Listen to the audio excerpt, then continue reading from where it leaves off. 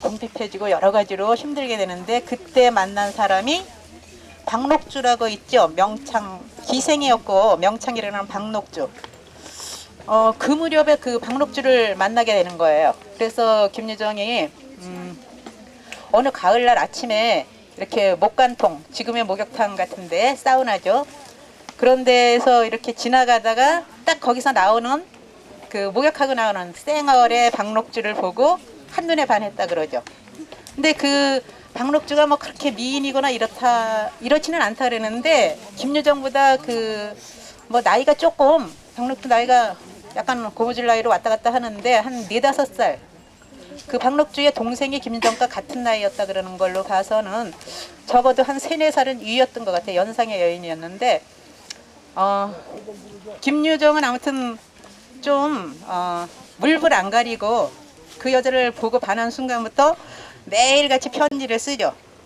처음에는 박록주 선생님께 이렇게 썼다가 나중에는 당신, 나중에는 너 이렇게 쓰면서 나중에는 혈서를 쓸 정도로 그 당시에 박록주는 뭐 김유정 같은 그런 뭐 애송이는 상대를 할 사람이 아니었죠. 당시 뭐 김성수 그런 부통령 생부 뭐 이런 분들 그러니까 뭐 쟁쟁한 분들이 주변에 많이 있었고 또 기생이었고 옥화라는 예명을 가지고 있었는데 그 김유정이 아무튼 한 번 만났었는데 그 뭐 물불 안 가리고 정말 요즘으로 말하면 스토커 같은 거예요. 뭐 죽이겠다고 협박하고 뭐 어디서 인력거 기다려서 뭐 아무튼 피해 다니고 이럴 정도로 집요하게 그랬는데 결국은 그 사랑은 이루어지지 않았죠. 그래서 김유정 그때 연희 전문 지금의 연세대학 전신 그쪽에도 사실 뭐 한 학기도 못 다니고 학교도 안 나가고 그래서 퇴학을 당하고 실연도 당하고 그러니까 이제 서울 생활에서 그 형이 내려오고 나서는 삼촌이나 뭐 누나 집에서 이렇게 생활하는데 그런 둘째 누나 이런 경우에는 아주 이렇게 결혼했다 이제 혼자 되고 이랬는데 히스테리가 보통이 아니었다 그래요. 그래서 그 서울 생활도 힘들고 이러니까 김유정이 1931년, 30년, 그 22살 요런 무렵에 그 형이 있던 여 신례마을로 오게 됩니다. 그래서 이제 한 2년간, 근데 정확하게는 한 1년 7개월간 여기 머물면서 여기 학교, 야학도 세우고 금병의식도 만들고 이제 그게 발전을 해서 이렇게 지역의 일도 하면서 그때 이제 요 춘천에 그 들병이라고 그 병술을 팔러 다니는 여자들이 있었는데 그런 여자들과도 어울리고 술도 아주 많이 마시고 그래서 이 시골 생활을 경험을 하게 되는 거예요. 그 1년 7개월 서울 생활에서 실연도 하고 이제 모든 거를 파탄을 맞고 내려와서 그 머물었던 기간이 어떤 문학의 씨앗이 되는 거예요. 김유정한테는. 아마 뭐 저 전에 이런 얘기를 하니까 어떤 분이 아이 뭐 명당에다 좀 묘를 쓴 것도 아닌가 보라고 김유정 대에 다 망하지 않았냐고 이런 얘기를 하는데 사실은 보기에 따라서 그 김유정은 영원히 죽지 않는 사람으로 부활이 된 거죠. 문학 작품을 통해서. 그래서 김유정이 이제 여기 생활을 경험하고 다시 이제 서울로 가게 되는데 그 김유정이 아주 그 비극적인 생활을 하죠. 누나들도 뭐 좀 잘 사는 사람도 있지만 어렵게 그렇게 해낸 사람도 있었고 그 여동생은 그 당시 이화여전을 다녔는데 부흥이라는 이름이었는데 그 여동생이 그 형이 자기는 그렇게 바람둥이면서도 이 여동생이 바깥으로 나가는 것만 봐도 그냥 바람 피러 나간다는 식으로 해서 아주 구박을 많이 하고 뭐 이렇게 아무튼 때리기도 하고 이래가지고 그 여동생은 미쳐서 실성을 해서 죽었다 그래요.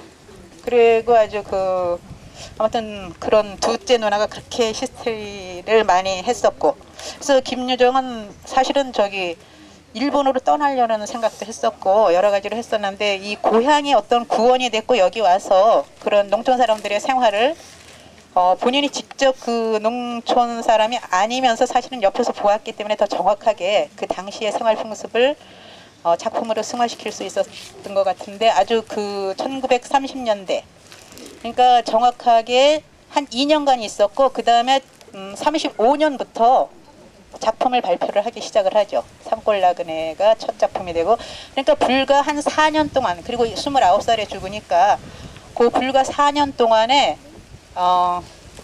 31편의 작품을 썼고 그 중에 뭐 이렇게 12편이라고도 그러는데 제가 보기에는 두포전까지 그 사후에 발표된 두포전은 물론 한 5회까지만 연재를 했고 나머지 5회는 현덕이라는 분이 이어서 썼지만 그것까지 포함하면은 13편이 춘천 신례마을을 배경으로 한 작품이 됩니다.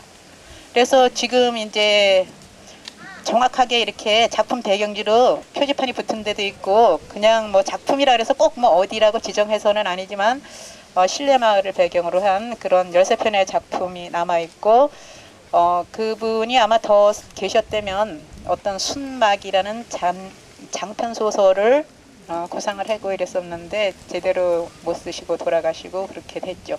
그래서 아무튼 그러는 여러 가지 어려움을 겪으면서 그 문학적인 기틀이 마련이 됐고 여기서는 여기까지 하고 다음 쉼터에 가서 그 김유정의 작가 생활에 대한 소개를 해드리도록 하겠습니다. 좀 쉬셨죠?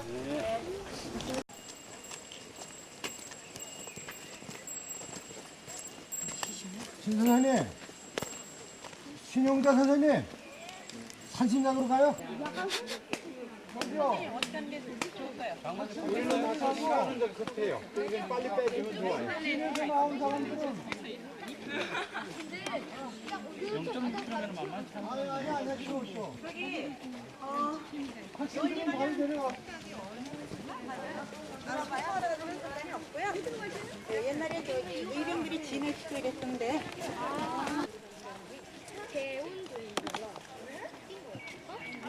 동물들 다 모여있어. 야생원숭이에, 상근이에, 조딩도 모여있고, 뭐지? 펭귄에, 고양이에, 허당 토끼에. 앉아가지고 잡아야 돼? 딸기. 엄마 그냥 가. 아, 맞아.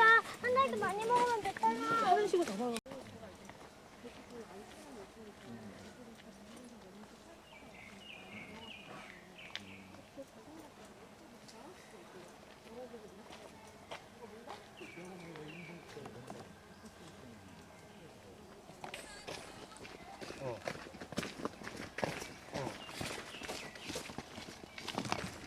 진짜?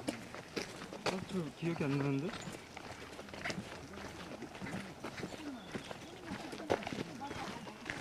장수가 저술대에 들어가서 목욕을 했대요. 그래서 산신령님 여기서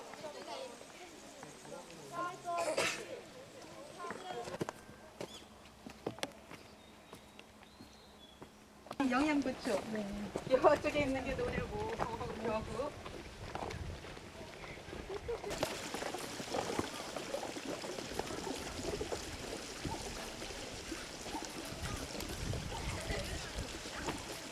글쎄 나무를 봐서는 아주 큰데 아무튼 얘기를 의하면은 큰 나무를 갖다 심었는지 김유정이 심었던 나무라고 해요.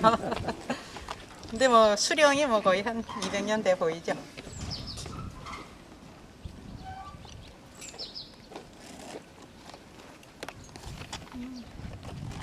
예, 금병의숙터라고 여기 이렇게 저 안내판 있고 그리고 현재는 뭐 복지회관 같은 걸로 쓰니까 여기는 둘러보시고 다음에 본본 배경지에 가서 조금 설명드리고 진행하도록 할게요.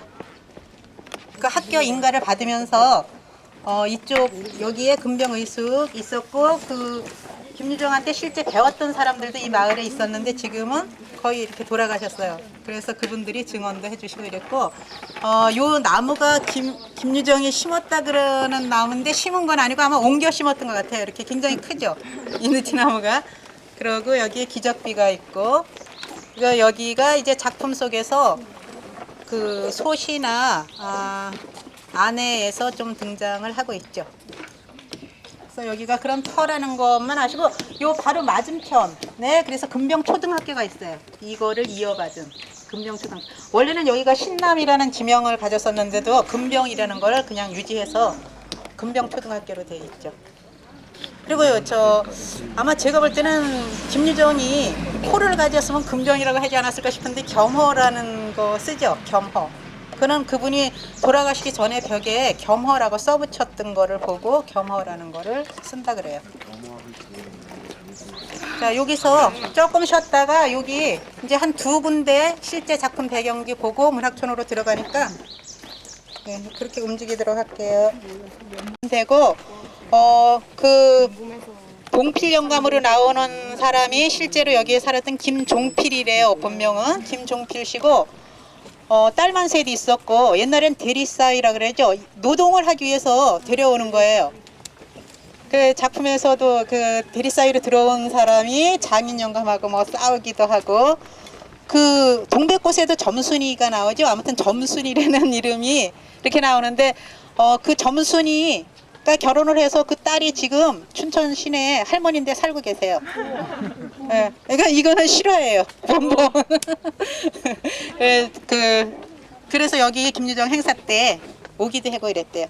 그리고 실제로 그 박록주라는 분도 1969년에 김유정 문학의 밤 행사할 때 춘천에 왔었는데 그분도 그랬대요. 아유, 이렇게 훌륭한 작가고 그렇게 아주 애로운 상황인 줄 알았으면 좀 더 한번 잘 안아주기라도 따스하게 안아주기라도 했을 걸 하고 후회했다 그래요. 그래서 아무튼 여기가 본봉의 배경지였고 실화였고 이분에 대한 얘기는 이렇게 동네에서 아무튼 조금 평이 안 좋았던 뭐 그런데 뭐 그 자손이 지금 춘천 시내에 살고 있어요. 예, 이제는 저 소세 배경지가 됐던 데로 옮기도록 할게요. 아, 그리고 저 여러분들 요즘에는 대리사이가 있는 것 같아요, 없는 것 같아요? 없어? 서울에서 1,000억을 가진 강남의 부자가 공개 모집했죠. 딸이 30대 후반인데. 그래서 2주간을 계획하고 했는데 6일 만에 270장의 이력서가 각 전문직에 들어왔는데 그 중에서 찾지를 못해서 작년에 했던 거예요. 올해 다시 이제 해가지고 찾았는데 남자는 41살짜리 의사래요.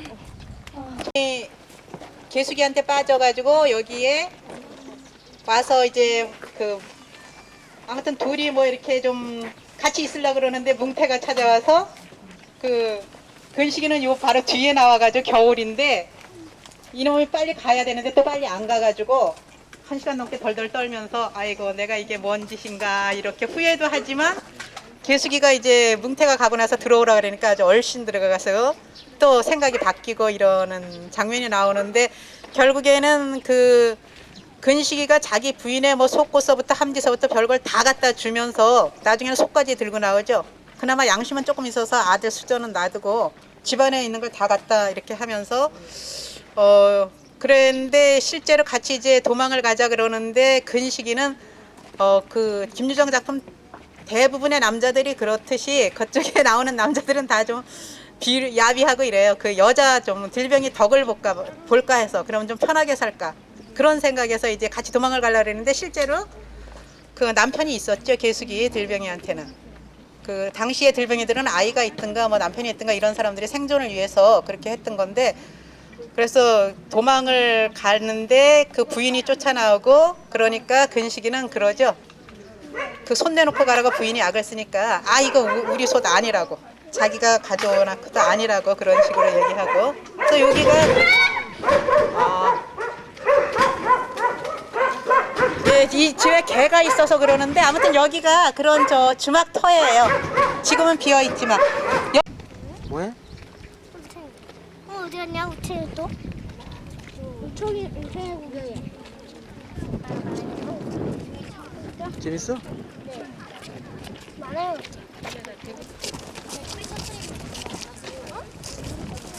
아 그러지 마.